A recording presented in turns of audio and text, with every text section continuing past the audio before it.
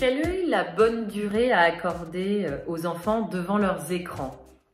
Eh bien, en période de confinement, c'est peut-être pas le moment, en effet, de leur faire des grandes leçons de morale en leur disant non, non, pas trop de temps d'écran, parce que c'est aussi un moment où ils sont occupés et aussi où ils trouvent de la détente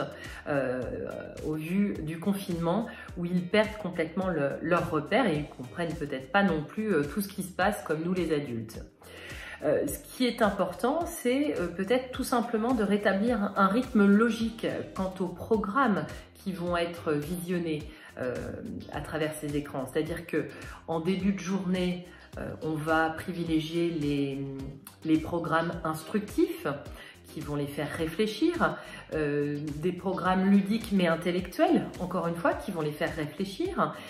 évidemment en fonction de l'âge. Et puis, on peut aussi privilégier les jeux très actifs, les jeux d'aventure qui vont être un petit peu plus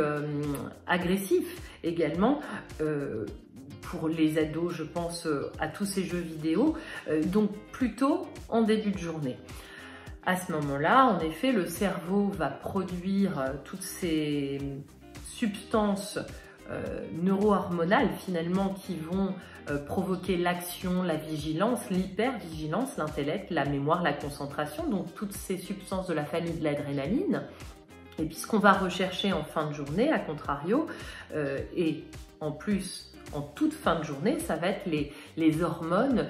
du sommeil, de la relaxation. Donc c'est à ce moment-là qu'on va privilégier les programmes qui vont être plus ludiques, voire drôles, des animations très colorées également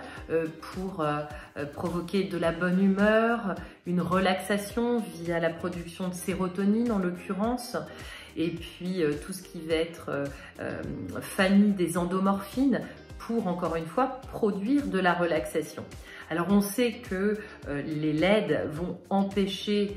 ou réduire en termes de qualité et de quantité l'hormone du sommeil, la mélatonine, mais c'est vrai également qu'en période de confinement, j'ai envie de dire, on ne change pas une équipe qui gagne. Si son enfant va se relaxer devant un dessin animé ou un programme quel qu'il soit et s'endormir et se réveiller en forme et être à peu près calme, on ne va pas lui changer cette habitude simplement parce qu'on sait en effet que la LED n'est pas vraiment bonne pour la santé. Donc on ne va pas faire de forcing à ce moment-là,